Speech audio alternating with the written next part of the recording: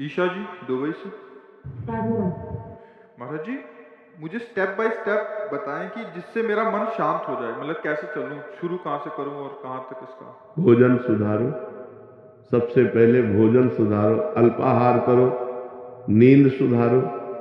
नींद सुधारने का मतलब 5 घंटे या 6 घंटे जो टाइम रखो वो रात्रि में होना चाहिए और ब्रह्म मुहूर्त में उठना चाहिए। अगर स्टेप बाय स्टेप चलना चाहती हो तो पहले भोजन सुधारो। आपका भोजन सात्विक होना चाहिए, पवित्र होना चाहिए और धर्म के द्वारा कमाए हुए धन से होना चाहिए। दूसरा, आप अपनी नींद सुधारो। नींद में 6 घंटे सोने को होने चाहिए। 10 बजे से लेकर 4 बजे तक कितना समय हुआ है? हाँ, 4 बजे ठीक ब्रह्म मुहूर्त में उठ जाओ।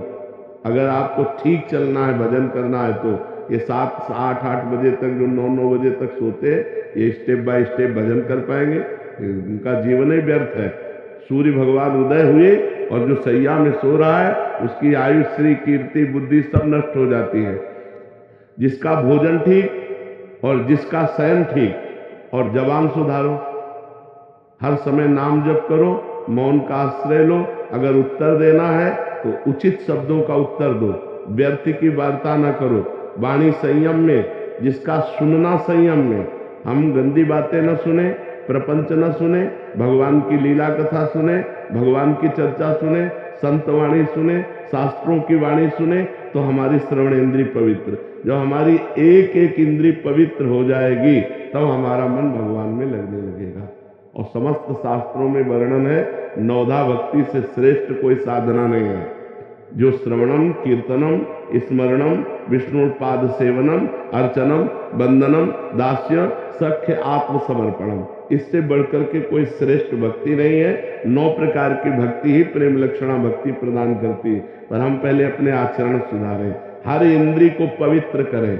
अब जो व्यभिचार करते हैं, गंदी आदतें, गंदे आचरणों में, और वो सोचे कि हम भक्ति तो भक्ति का नाटक कर ले, भक्ति नहीं हो सकती। भक्ति होती है पवित्र इंद्रियों के द्वारा।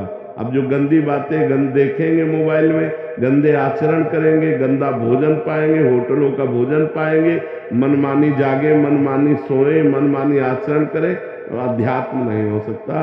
वो मनमानी आचरण उनको नरक दुर्गति की तरफ ले जाएगा, भगवान की प्राप्ति की तरफ नहीं ले जाएगा। तो इसलिए पहले सुनना ठीक करो, देखना ठीक करो, बोलना ठीक करो, सोना ठीक करो, भोजन ठीक करो और फिर 9 प्रकार की भगवान की भक्ति को अपने हृदय में धारण करो। भगवान का ही श्रवण, भगवान का ही कीर्तन, भगवान का ही स्मरण, भगवान का ही पूजन। भगवान ही हमारे मित्र हैं, भगवान ही हमारे स्वामी हैं। भगवान को आत्मसमर्पण, अर्चन, वंदन, इसी से भगवत प्रेम प्राप्त हो जाता है। जी।